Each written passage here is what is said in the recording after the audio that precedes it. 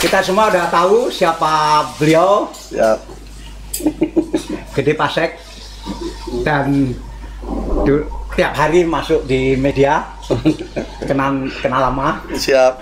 Tapi kok senior sekarang di media. pakai kaos ada tulisan apa itu? Ini kaos di mana ada tulisan dari Kiai Tar, Pak Kiai. Itu waktu pasca kejadian tanggal 7 Juli, 7 bulan 7 di Jombang, di mana aparat kepolisian yang hampir ratusan, hampir mendekati ribuan itu masuk di sana. Kemudian beliau menyampaikan sesuatu yang kalimat yang cukup menarik, yaitu bintang-bintang berjatuhan, melati berserakan, puntung-puntung terapung. Nah, ini kalimat ini kemudian dalam sekali ya, bintang-bintang berjatuhan, melati berserakan, puntung-puntung terapung. Kiai Tar. Ya, waktu itu tanggal 7 bulan 7 2020. Jadi Anda kan tokoh Hindu. Kok pakai kaos yang ajaran dari seorang kiai? ya, karena bagi saya beliau seperti menyampaikan sebuah pesan alam gitu ya. Pesan alam dengan usia beliau yang 94 tahun gitu, mampu menyampaikan sesuatu. Dan setelah bulan Juli itu kan kejadian. Setelah tanggal 7 bulan 7 ini, masyarakat bisa melihat setelah tanggal 7 ini apa yang terjadi. Ada berapa bintang jatuh, ada berapa bintang sambut, ada bintang-bintang itulah. Kan bintang-bintang yang membuat aib ke pondok kan. Nah, beliau udah sampaikan yang membuat aib ke pondok, nanti aibnya akan terbuka sendiri dan berjatuhan. Nah, berjatuhan. Dan ini ternyata waktu terakhir saya sempat tanyakan, apakah ini cerita hanya berlaku di bulan Juli saja? Ternyata beliau katakan ini masih berlanjut. Akhirnya saya berpikir, oh tampaknya menarik juga untuk mengingatkan kita semua. Anda percaya, bahwa kalau Anda percaya, sebagai orang Hindu, Anda percaya kata-kata kiai? Saya selalu percaya orang yang dekat dengan doa, berarti dekat dengan Tuhan, pasti pesan alam akan lebih dekat gitu. Itu jadi, dan kemudian ketika feeling kita melihat kenyataan yang kita ikuti, ternyata memang betul. Sampai sekarang pun ada berapa bintang terus mulai berjatuhan. Otomatis ngikutnya melati berserakan juga. Oh, melati ini terkait terkait dengan bintang ini. Iya. Kan lanjutannya kan sebelum sebelum bintang ada melati. Ini kemudian putung-putung terapung. Nah, ini mungkin yang lebih di bawah-bawah itu juga akan hanyut juga ikut di dalamnya. Waduh, dan hanya beliau yang bikin kita kaget kan, ini belum berakhir itu. Makanya bagi kita ya sudah, kita abadikan pemikiran beliau untuk mengingatkan kita bersama. Kalau pegang jabatan amanah lah. Waktu beliau mengucapkan ini sampai dengar? Ada, Pak. Loh, diucapkan di mana waktu itu? Waktu itu pas peristiwa tanggal 7 bulan 7 itu ya. Nah, kan di situ ada atas nama institusi datang ke sana. Beliau juga sudah pesan banyak. Karena kalau terkait permasalahan putranya, beliau sudah menyampaikan bahwa ini fitnah, sehingga sebaiknya silahkan kembali ke tempat masing-masing demi kebaikan Indonesia Raya, demi kebaikan kita semua. Saat itu juga disampaikan dari wakil mereka, ditanyakan langsung ke beliau, beliau menyampaikan kalau nanti dibuka siapa dalangnya apa nggak malu. Sampai beliau bilang begitu. Tapi dari yang datang itu malah menantang, buka aja sekarang Pak Yai, buka aja. Nanti malu, buka sekarang Pak Yai. Diem terus ya sesuai apa yang dia mengucapkan kata-kata itu. Waktu itu sampean di mana? Saya di lokasi kejadian itu, Pak.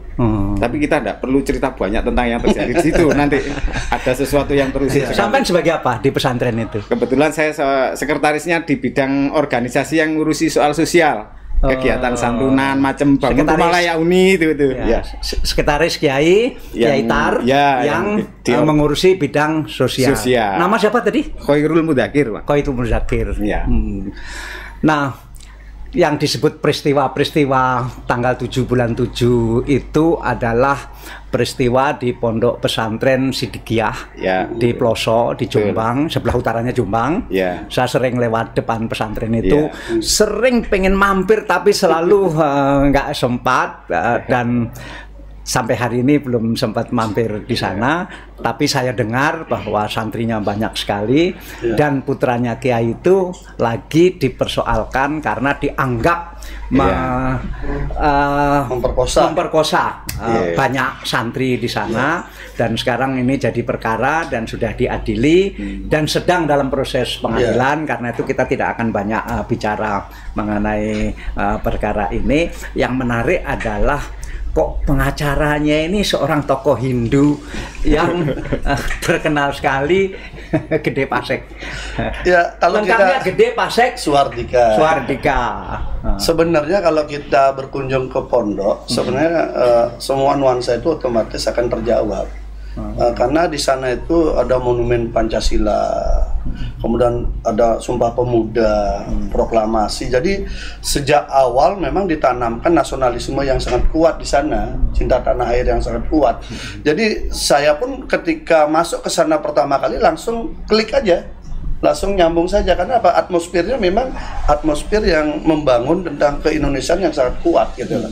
Sehingga walaupun saya anggaplah dari Hindu, tidak melihat Hindunya, tetapi seberapa kepedulian kita di dalam memperjuangkan keadilan itu yang ditakar oleh beliau. Sehingga saya merasa terhormat bisa mengabdikan segala kemampuan ilmu saya untuk mendampingi Mas Beki di dalam mencari keadilan. Dan memang kita temukan sebenarnya sangat gampang, masyarakat tuh lihat aja di Google, di searching apa berita awalnya. Awalnya itu kan belasan, puluhan santri di bawah umur itu dinaikkan, kemudian distempelkan predator. Otomatis kalimat ini menghipnotis banyak masyarakat untuk membenci, karena memang dunia ini kan dunia paling dibenci oleh masyarakat kan. Apalagi anak-anak. Apalagi anak-anak di bawah umur itu sangat dibenci. Nah, kemudian akhirnya mendapatkan tekanan dari berbagai elemen, termasuk lembaga-lembaga kita, dari KAI, Komisi Kejaksaan, Kompolnas, LPSK, semua. Ternyata akhirnya ketika berlanjut kasusnya sampai akhirnya hari ini di sidang, itu hanya tunggal korbannya. Hanya satu orang, usia 20 tahun waktu kejadian, dan hari ini 25 tahun. Peristiwanya pun masih diperdebatkan ada atau tidak. Nah, artinya apa? Antara berita yang begitu masif di peradilan opini menuju ke peradilan yang sebenarnya, gapnya sangat jauh. Ini yang kemudian harus kesannya kan memperkosa begitu banyak anak gitu. Iya, artinya itu ya.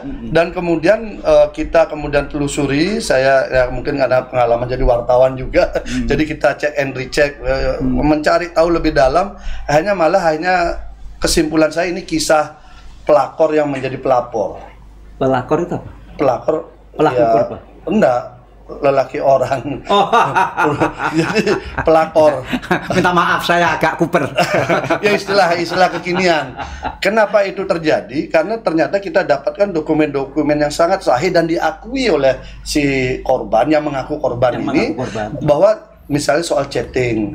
Jadi ketika peristiwa terjadi itu sampai dengan setelahnya itu 1-2 bulan itu chattingnya intensif, itu memanggil terdakwa ini sayangku, cintaku, hal-hal yang kemudian kirim puisi cinta. Jadi banyak hal yang mencoba mempenetrasi si laki ini biar tertarik sama yang perempuan. Tetapi respon jawaban ini kan ketemu responnya. Respon jawabannya itu justru sebaliknya. Ada kekesalan lah, tapi tetap diladeni, tapi dengan bahasa-bahasa sudah kesal. Artinya itu. Kemudian ada juga mengirim foto.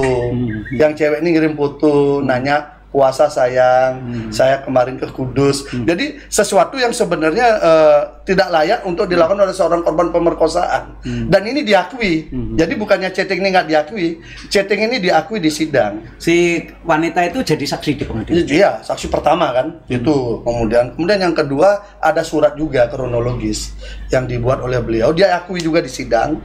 Itu pertama menceritakan pengalaman pacarannya yang sebelumnya dengan pacar sebelumnya. Dia menangis di situ mengadu ke terdakwa.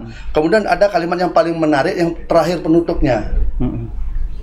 Dengan bahasa Jawa, kurang lebih bahasanya, saya minta maaf saya bersedia untuk menjadi istri Mas Beki.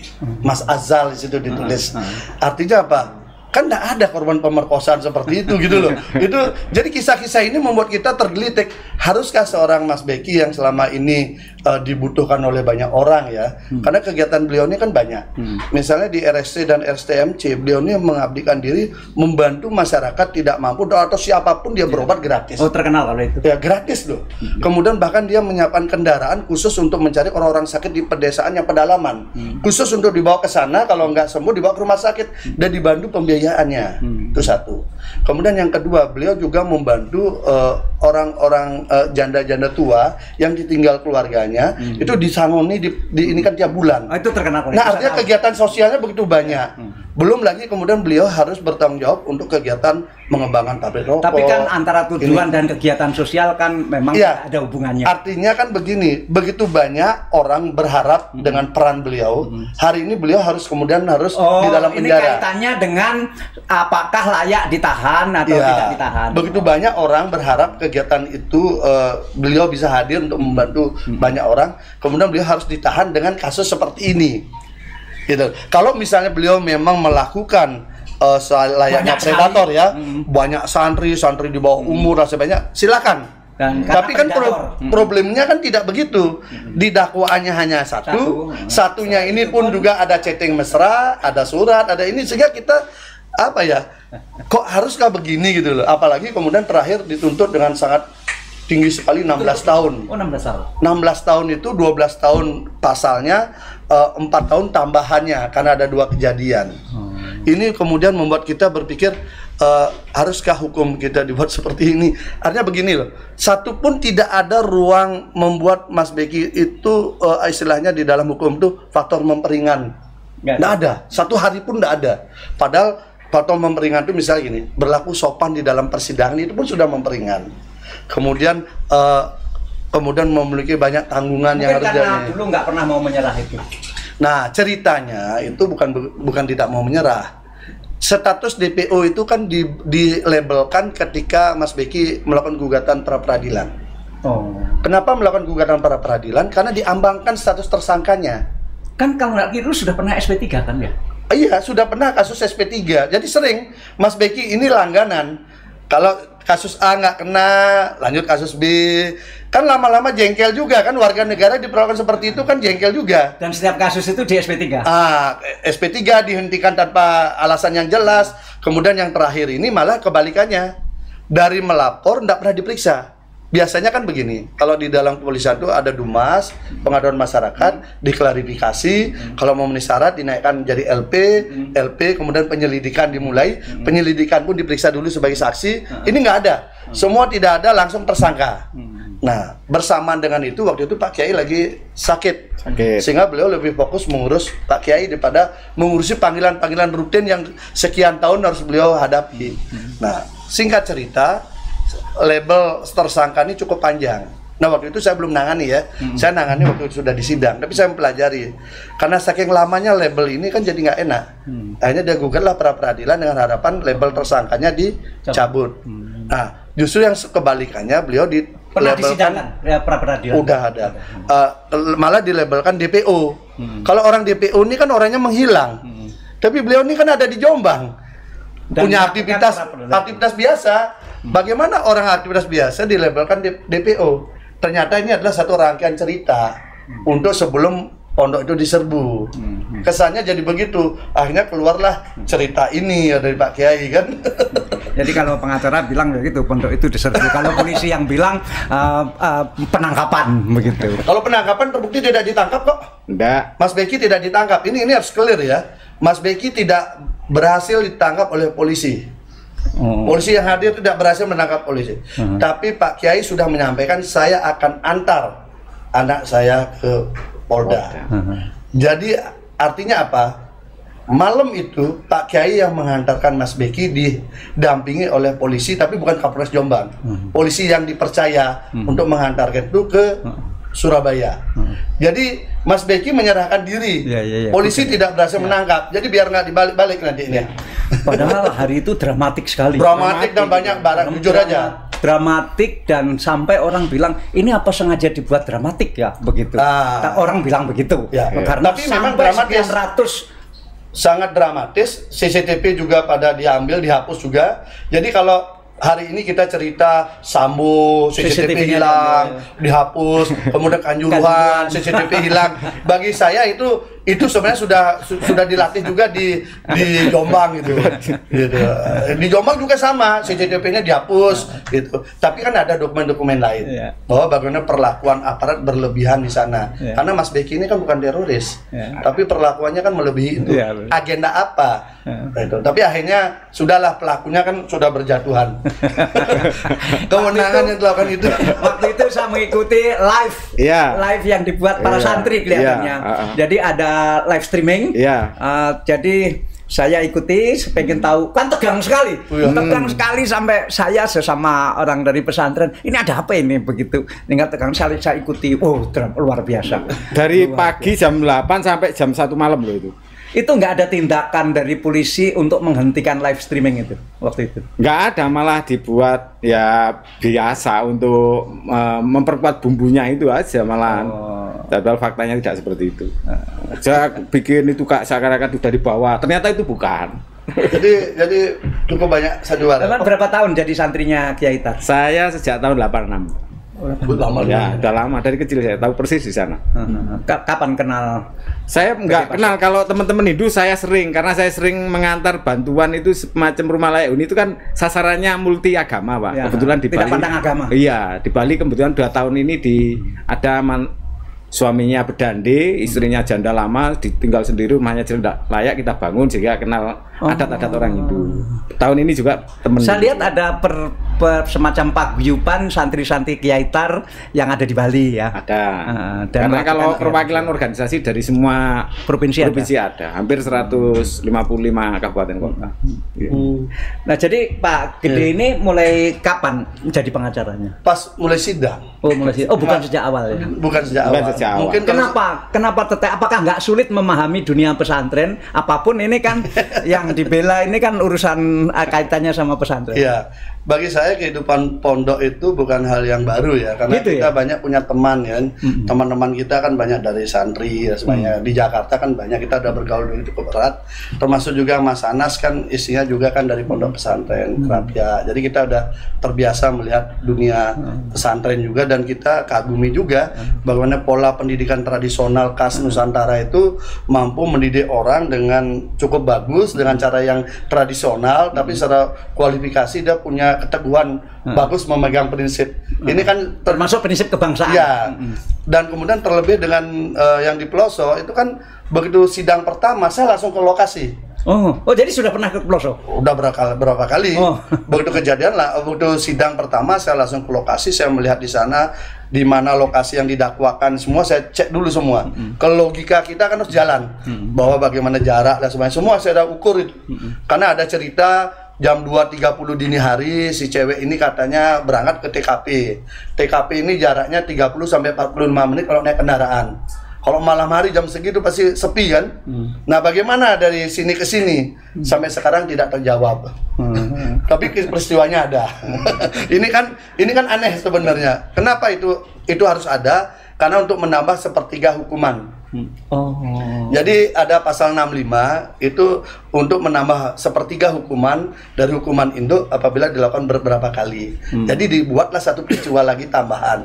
Tapi peristiwa ini menjadi mentah. Kenapa? Ada 3 nama yang dicatut di dalam peristiwa itu.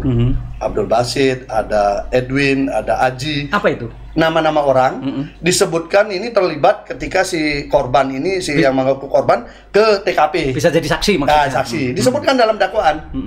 Tetapi ketika di sidang semua membantah, nggak ada peristiwa itu. Nah, tapi lalu ditemukan orang itu, 3 orang itu. Iya, kita hadir di sidang. 1 dihadirkan oleh JPU, yang 2 kita berjuang menghadirkan. Nah, karena tiga-tiganya hadir. Karena itu ada di dalam dakwaan dan diceritakan juga oleh saksi, diakui oleh saksi korban. Akhirnya kita cross check semua, nggak ada itu. Untuk apa saya jam 2.30 menghantarkan ke sana? Itu logis. Dan sampai sekarang pun saya tidak pernah mengantar yang bersangkutan. Nah, itu 1 yang naik motor. Yang dibilang melihat chat ancaman itu juga mengatakan nggak pernah. Saya nggak pernah kejadian itu. Apalagi yang terakhir yang katanya menjemput menerima beliaunya datang, nggak ada. Jadi bagaimana 3 nama dicatut dalam dakwaan, Tapi kemudian ketika dihadirkan mereka mengatakan tidak ada. Nah, haruskah kemudian itu dihukum 16 tahun? Ini yang saya bingung. Sebagai mantan ketua Komisi 3 itu kita bingung juga lihat hukum kayak begini. Jadi ini mantan ketua Komisi 3 DPR yang sekarang terkenal sekali, pada zaman itu juga terkenal. Dan kalau tadi ada disebut nama-nama Anas, itu maksudnya adalah Anas Urbaningrum. Iya. Dan ini adalah sahabat terbaiknya. Sebentar lagi keluar lagi. Itu juga korban kriminalisasi juga. Kalau padahal kan korban dikibuli lah sama beliau. Kalau ini korban kriminalisasi. Move on. Beliau juga move on. Sekarang ini beliau ketua umum partai baru, Partai Kebangkitan Nusantara. Partai Kebangkitan Nusantara. Iya. Ya lumayan masuk 18 partai yang lagi verifikasi. Ini baru saya lihat, baru satu partai yang ketua umumnya orang Hindu. Iya. Atau ya orang Hindu. Ada memang? Belum. Berani. Ya kan Nusantara kan. Kalau Nusantara kita udah nggak memandang perbedaan lagi. Yang kita pandang Nusantara itu satu. Pak Gede Pasek ini sudah ketemu langsung dengan Yaitar. Sudah berapa? Yaitar ini nama lengkap beliau? Muhammad Mokhtar Mukti. Muhammad Mokhtar Mukti. Ya. Sudah berapa kali? Sudah berapa kali? Ya. Seberapa beliau merasa bahwa aduh ini anak saya yang saya cita-citakan jadi kiai utama di situ sekarang dijadikan tersangka dan ditahan. Seberapa beliau masgul terhadap itu? Kan begini, Mas Beki ini kan figur yang cukup disenangi oleh banyak masyarakat, jadi dibutuhkan dan banyak juga disenangi oleh banyak pihak karena beliau suka musik, beliau suka mobil-mobil bagus, suka otomotif, kemudian dia suka membantu kesehatan, pengobatan gratis, kegiatan sosial bedah rumah, kemudian juga membantu janda-janda yang ditinggal keluarganya, itu rutin dikasih bantuan, dan juga dia seorang bapak yang baik dari 4 anak. Padahal kalau dilihat, saya kan sempat bicara dengan Mas Beki. Kalau Mas Beki mau, dia kan masih punya jatah untuk punya istri. Tidak mesti harus memperkosa orang yang dengan profil seperti itu gitu loh. Tapi beliau kan tidak lakukan. Cantik beliau, ya? Cantik. Ya di FB ada itu. Ini mungkin ini mungkin satu-satunya korban orang yang mengaku korban diperkosa tapi eksis di medsos. Dia bikin di FB, dia bikin dengan ini menyampaikan sesuatu sampai hari ini. Sampai hari ini. Hari ini malah ke karaoke lagi.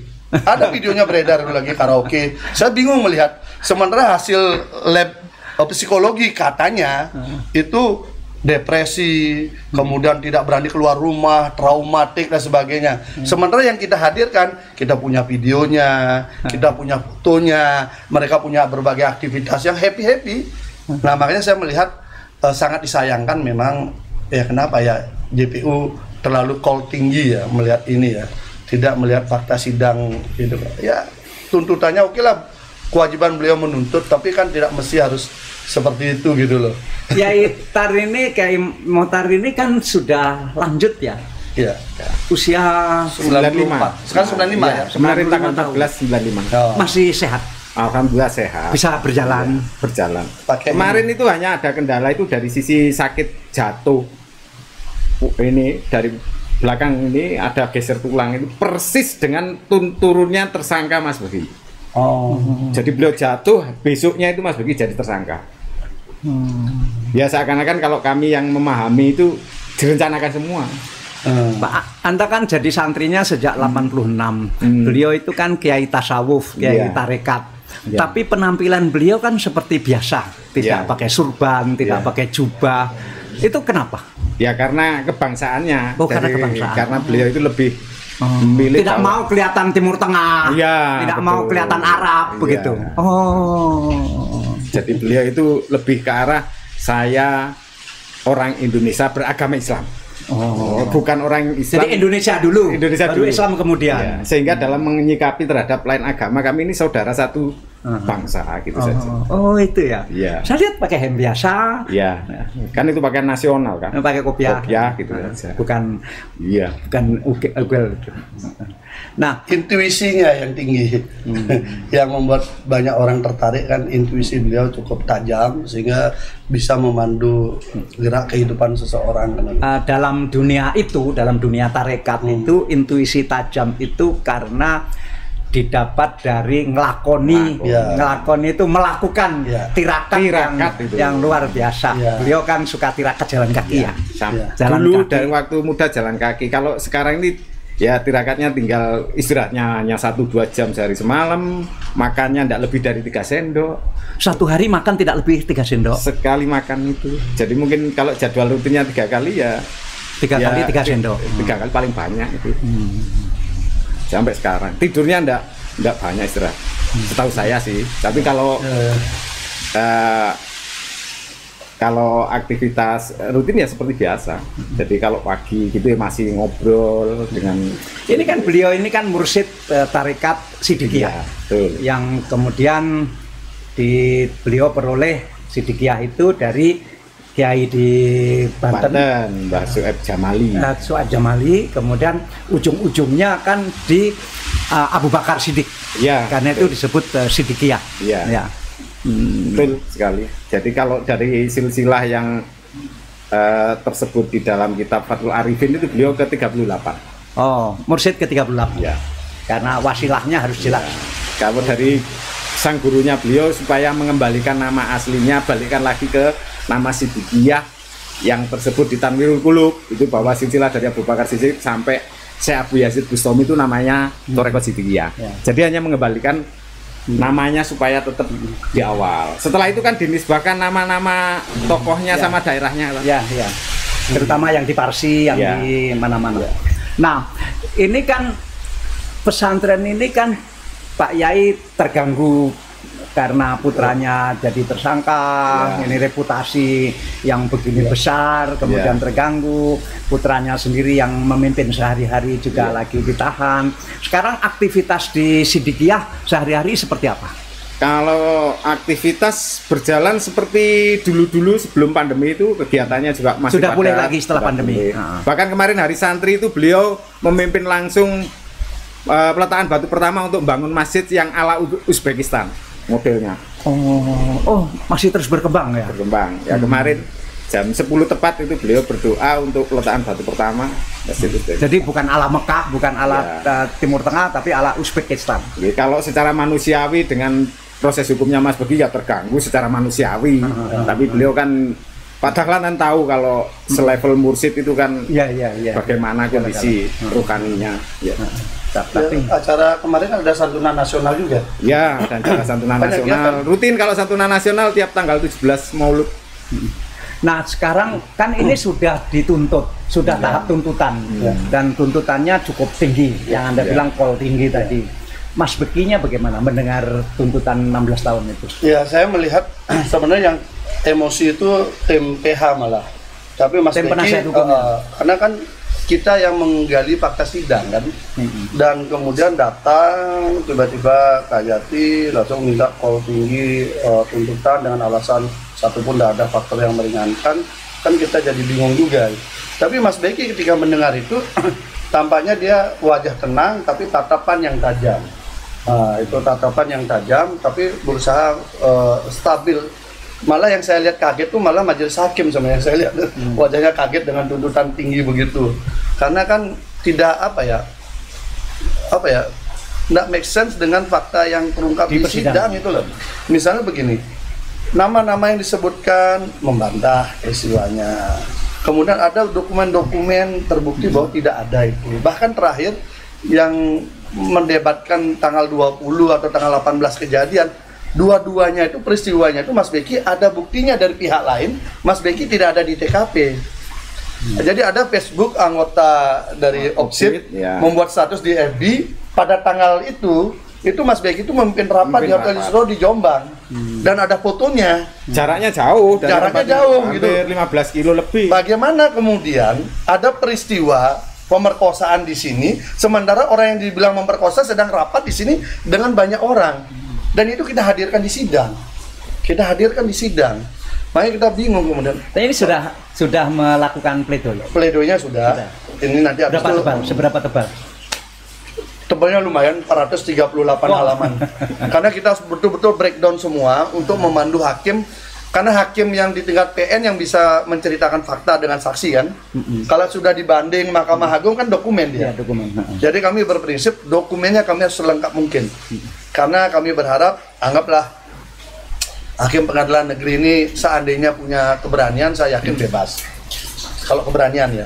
Karena parameter hukumnya kan sama, ilmu kita sama, pelajaran hukumnya sama, pasalnya sama, kuhapnya sama, cara mengukur sebuah alat bukti juga sama. Kalau itu dipakai parameter, saya yakin bebas. Tapi kan faktor hukum di Indonesia kan bukan itu saja. Ada faktor lain. Orang bersalah menjadi tidak bersalah, orang tidak bersalah bisa dihukum. Orang yang harusnya dihukum ringan dihukum berat, orang yang harusnya dihukum berat jadi ringan. Ya kita lihatlah. Kayak jaksa Pinangki misalnya melakukan itu hukumnya ringan gitu kan. Jadi ada juga yang ini. Jadi udahlah kita melihat itu fenomena itu, maka kita tidak bisa bicara hukum dari sudut ini kan itu. Makanya saya bilang antara yang di sini sama yang di sini tinggal keberanian hakim. Kalau hakimnya berani saya akan bebas. Tapi saya melihat selama sidang ketua majelisnya cukup bagus. Jadi saya akui ketua majelisnya cukup bagus di mana kami berdua jadi pihak PH dan pihak jaksa itu diberikan ruang terbuka semaksimal mungkin untuk menggali. Nah, kesempatan diberikan maksimal menggali ini bagi kami ini starting point yang bagus. Jadi hakim tampaknya ingin mengabadikan begini. Semua pihak merekam. Jadi perdebatan awal itu saya maunya rekamnya live. Hanya wajah orang dengan suara. Tapi hanya karena sidangnya tertutup disepakati suara saja. Jadi hakim merekam, jaksa merekam, kami merekam. Otomatis rekaman ini kan sama. Tidak mungkin dimanipulasi. Nah, saya melihat hakim mencoba menghadirkan objektivitas dari awal proses. Kemudian yang kedua, kita diberikan ruang yang sama. JPU bertanya silahkan 1 jam, Anda bertanya 1 jam. Kurang, tambah lagi 1 jam, atau 40 menit, atau 30 menit, sama. Silahkan. Terus diberikan ruang itu. Nah, ruang ini bagi kami sangat bagus, karena kami bisa mengeksplorasi fakta-fakta itu menjadi lebih mendalam. Contohnya begini, yang saksi yang aku korban nih, awal mula dia mengaku tidak tahu tulisannya siapa gitu. Pelan-pelan kita tanya dengan berbagai cara kita, hanya mengakui itu tulisannya dia, mengakui isinya dia. Chatting dia pertama tidak mengakui, tapi dengan kita diberikan ruang waktu yang cukup luas, kita bertanya dengan cara yang berbeda, akhirnya mengakui chattingnya betul dia yang buat. Nah, jadi fakta ini akhirnya terungkap. Nah, ini kan kita saksikan bersama. Nah, saya melihat di tahapan ini hakim cukup bagus, tinggal finishingnya sekarang. Kenapa saya katakan begitu? Begini, tiap sidang ini kan ratusan polisi ada, Pak. Jadi tiap sidang itu ratusan polisi ada, yang dijaga siapa? Oleh polisi ini, saya pun bingung. Masa nggak ada yang datang? Jadi karena sidang tertutup, saya udah sampaikan juga jangan ada yang datang. Udah nanti kita akan sampaikan hasil-hasil saya saja. Tapi polisi tetap beratusan terus polisi ada. Ya kalau mereka kan punya prinsip jaga-jaga. Ya kan ada intel kan bisa ngukur kan, ada orang ada ini kan kita ngerti lah. Kita di pengalaman di lapangan kan ngerti. Akhirnya saya berpikir ini polisi ini kira-kira untuk menjaga keamanan massa yang mau datang atau memberikan pesan kepada majelis hakim, kamu jangan main-main loh. Soalnya ini penyidikan ini dimulai dari polisi. Apalagi ini penyidikan ada sprindiknya 3. Kasusnya Mas Beki ini sprindiknya 3. Lalu nasib 2 sprindik ini apa? Untuk laporan 1 laporan ini ada 2 sprindik, 3 sprindik. 2 nasibnya nggak jelas. Nah, dulu nggak dimasukkan dalam pra peradilan itu. Itu kan yang nangani yang berbeda. Ya kan biar saya nggak salah kan. Kemudian yang kedua P19. P19-nya ini totalnya ada 6. Karena bolak-baliknya itu. Sementara aturannya bolak-balik itu maksudnya polisi mengirim ke jaksa, jaksa ngasih catatan kurang lengkap dibalikkan lagi ke polisi, dibalikkan bolak-balik itu maksudnya begitu. 6 yang kita tahu katanya lebih. Nah, itu kan urusannya mereka berdua. Dan kemudian ada aturan kalau sampai 3 kali, saya kira seluruh jaksa, polisi, penyidik tahu lah. Seluruh jaksa, penyidik seluruh Indonesia tahu, termasuk jaksa agung, hakim, mungkin dia tahu semua. Bahwa kalau udah 3 kali kasus sudah SP3. Ini kasus ini tidak. Tetap running ya itu kan. Nah, akhirnya yang kemudian dari penuntut umum sebenarnya sudah bagus. Penuntut umum yang lama ya, catatan-catatannya bagus karena dia meragukan ini Jombang melakukan visum gitu misalnya. Visumnya 3 kali surat visum dari Jombang, semua pro justisia, kan meragukan jadinya kan, karena ada hasil berbeda satu. Dimintalah visum ulang di rumah sakit di Surabaya, Bayangkara. Artinya kan mau cari pembanding. Artinya langkah P19-nya jaksa ini benar, tapi ditolak oleh pelapor. Oke, itu. Yang kedua, mungkin karena begitu ada usulan lagi, coba pakai lie detektor. Sambo kan pakai lie detektor. Pakai lie detektor. Oke. Si tersangka ini, terdakwa sehari ini, Mas Beki, saya mau lie detektor, tapi berdua ya. Nah, di dalam peristiwa lie detektor yang kita tahu, biasanya korban yang paling semangat, terdakwa atau tersangka ini yang mengelak, karena pelaku kan. Ini kebalikannya. Mas Beki minta silahkan lie detektor, tapi bareng-bareng biar ketahuan siapa yang bohong. Ini yang menolak. Artinya apa? P19-nya JPU sebenarnya waktu itu sudah bagus. Sayangnya menolak, tapi kasusnya tetap dibawa ke pengadilan. Ini yang jadi aneh gitu loh. Berarti ada kekuatan di luar itu yang menekan, kan begitu. Saya nggak bisa cerita tentang tukang cat lagi lah. Jadi ini fakta. Jadi dokumen-dokumennya otentik dan orang-orang semua bisa nguji. Coba sekarang tanya semua JPU. Kalau misalnya 3 kali bolak-balik P19, apa tindakan yang dilakukan? Pasti SP3. Nah, tanya juga penyidik, kalau saya 3 kali bolak-balik, apa yang dilakukan? Pasti SP3. Lah ini 6 kali lebih, kok berlanjut ke pengadilan? Nah inilah kisah yang hari ini kita sedang tonton ini. Kalau di mata santri Pak, seberapa santri terganggu oleh peristiwa ini? Kalau peristiwa ini kan sebenarnya sudah lama, jadi berusaha itu memangkas nama baik Mas Beki ini dengan pola-pola fitnah ini. Makanya kami ini keyakinannya kami pesantren ini kuat bahwa ini fitnah gitu loh. Cuma detail jelasnya terbukti di fakta sidang yang disampaikan Pak Pase ini kami baru paham. Karena menurut pandangan kami itu sudah tidak mungkin terjadi di situ. Sejak kapan fitnah-fitnah itu mulai dibangun? Kalau dari sisi Mas Beki sendiri itu sebenarnya dari kecil.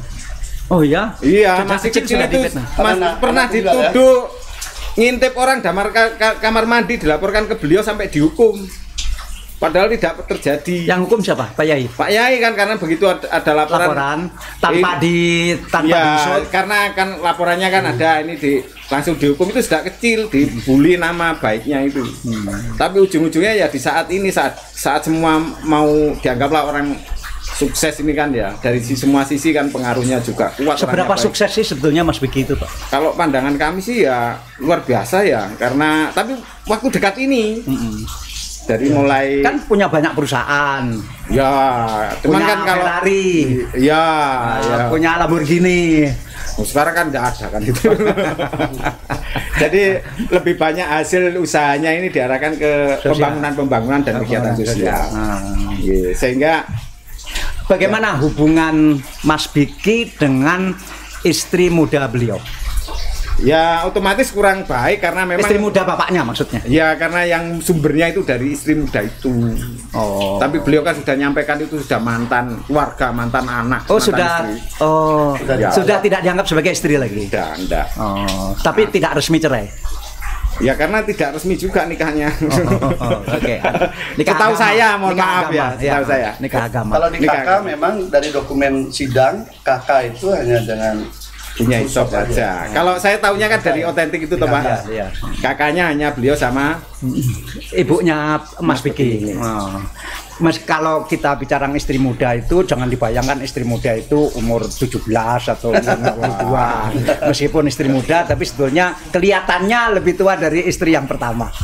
Kelihatannya. Mungkin istri duluan sama istri belakangan gitu. Karena selisihnya memang 5 tahun. Jadi memang lebih tua. Lebih tua. Lebih tua dari istri katanya lebih lebih belakangan kan makanya. Jadi saya duluan sama belakangan ya. Gitu. Bukan dua sama muda jadi. Dari sisi sana kan anaknya juga banyak. Emang nggak ada yang kerja keras cuma Mas Begi aja. Nah, posisi Mas Begi sebagai anak tunggal saya kira menjadi mungkin utama. Ya ini pelajaran bagi semua orang kalau punya istri dua seperti itu, rumahnya jangan berdekatan. Oh iya. Ini rumahnya gandeng. Ya, rumahnya gandeng. Gandeng. Ya, mungkin sekarang udah enggak. Sekarang udah enggak. Selama ini. Rumahnya gandeng.